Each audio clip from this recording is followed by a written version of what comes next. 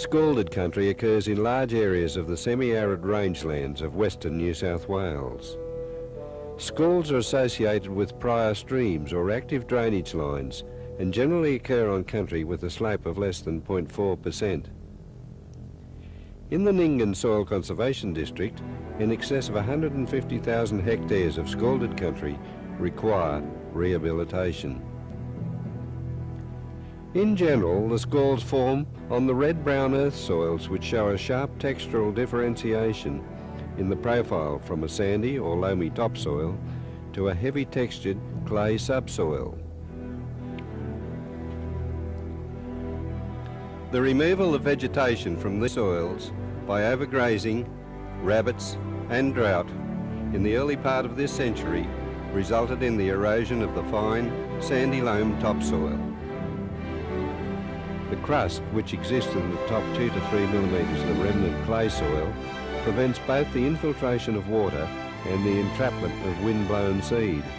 The bare areas which result are scalds and are defined as saline alkaline soils with a pH of approximately 7.5.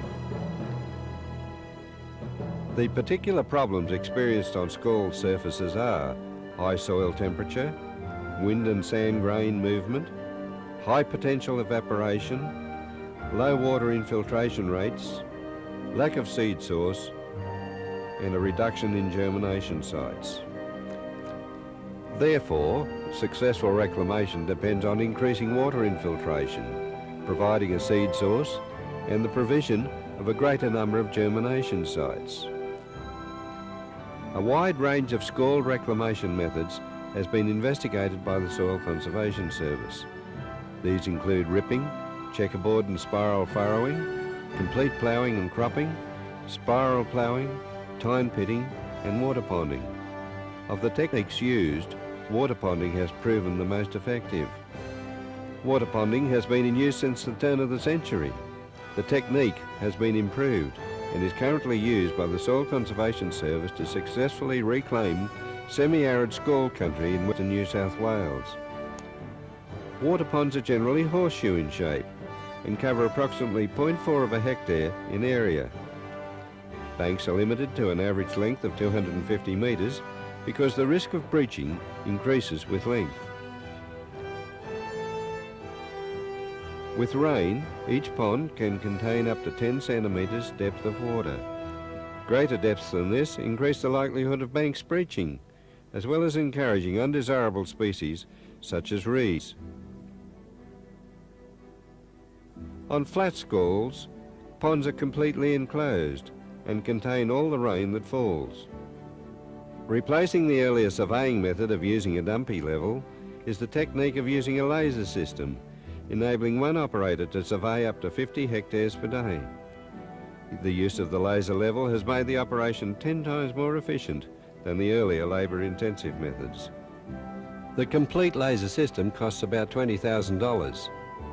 The self-levelling transmitter head transmits a laser beam to light-sensitive cells on a shuttle in the receiver mast, which is mounted on the dual cab utility. The signals received are transmitted to the survey control box mounted in the cab next to the driver. As the shuttle moves up or down according to the movement of the vehicle, the control box gives out a reading accurate to a millimetre. The tripmaster is an accurate device to measure the distance the vehicle has travelled, and the digital compass gives the bearing of the direction of travel.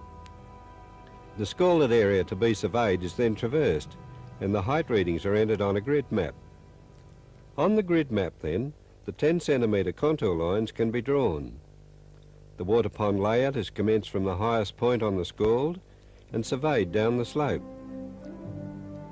A vacuum-operated tine marker has been attached to the vehicle for the purpose of marking where the pond should be constructed. A variety of implements have been used for building pond banks.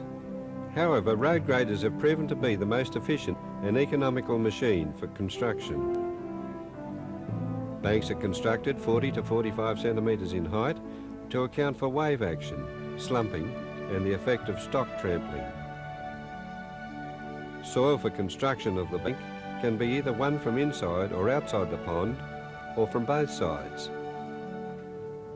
Construction from the outside only can be an advantage in small rainfall events, as the water is not lost to an inside borrow area. The water retained in each pond after rainfall leaches soluble salts from the surface crust. The change brought about by this action is to change the soil from a non-cracking surface soil. This improvement in the soil structure increases both water infiltration and the entrapment of wind-blown seed. An available seed source from the direction of the prevailing wind is important to the success of vegetation establishment. The ultimate aim is to establish a good mix of desirable perennial and annual species so that complete reclamation can take place in about 5 average years. To assist this process, revegetation of ponded areas is being undertaken using mainly drought-tolerant species like old man, bladder, river and marsh saltbush and quail bush. One method is to plant seedlings that have been raised from seed in a nursery or by direct seeding into the actual water ponds.